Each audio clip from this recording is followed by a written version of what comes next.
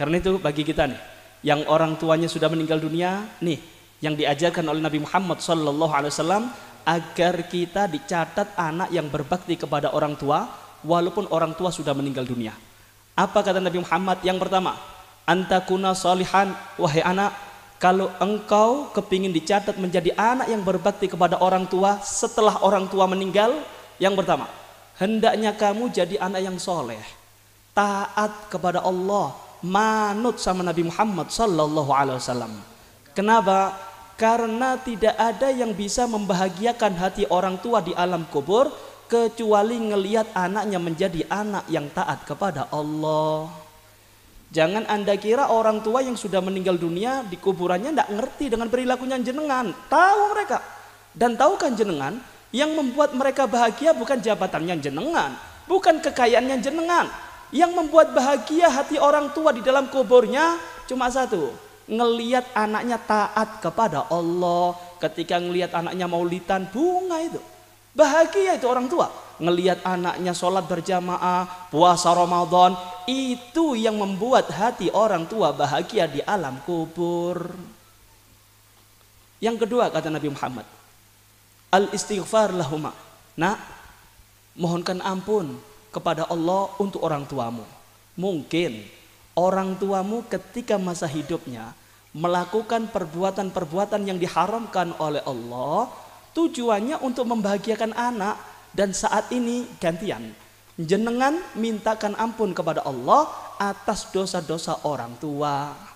Coba nggih, Anda renungkan bagaimana cintanya, sayangnya orang tua kepada kita. Dulu ketika kita masih kecil, mungkin orang tua kita kepingin membelikan susu, kan begitu nggih? Nggak punya uang. Kepingin membelikan mainan, nggak punya uang. Akhirnya apa? Ya mungkin nyerempet-nyerempet yang haram, mungkin nipu, naudzubillah min dzalik, mungkin pinjam uang yang nggak halal. Tujuannya apa?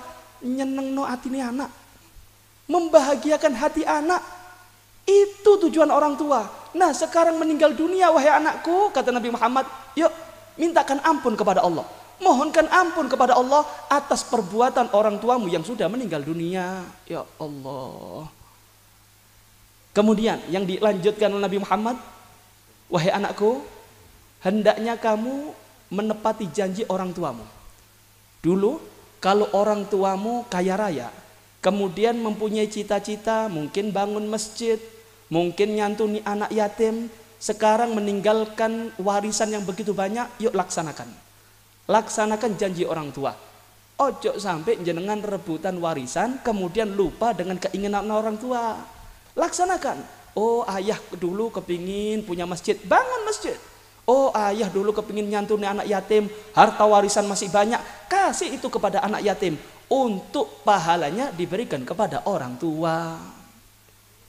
Yang selanjutnya, wahai anakku, kata Nabi Muhammad, kalau kamu ingin dicatat menjadi anak yang berbakti kepada orang tua, walaupun orang tua jenengan sudah meninggal dunia, yang terakhir, nih ajar Nabi Muhammad, jangan sampai kamu putus silaturahmi dengan keluarga orang tua. Sambung silaturahmi terhadap keluarga orang tua. Terkadang zaman sekarang nih, kalau sudah ayah meninggal atau ibu meninggal, dah tidak ada urusan.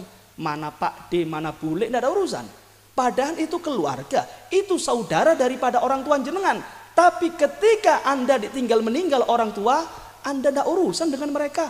Itu yang membuat hati orang tua jenengan gelo. Hati orang tua jenengan bakal susah di alam kubur. Kenapa? Ngelihat anaknya di atas bumi, ternyata nggak ada urusan dengan keluarga orang tua. Ya Allah Pak, Bu, nggih, mari. Nih, bagi kita yang sudah ditinggal orang tua, lakukan ini. Yang diajarkan oleh Nabi Muhammad SAW agar kita semua dicatat oleh Allah Subhanahu wa taala menjadi anak yang berbakti kepada orang tua. Paham nggih?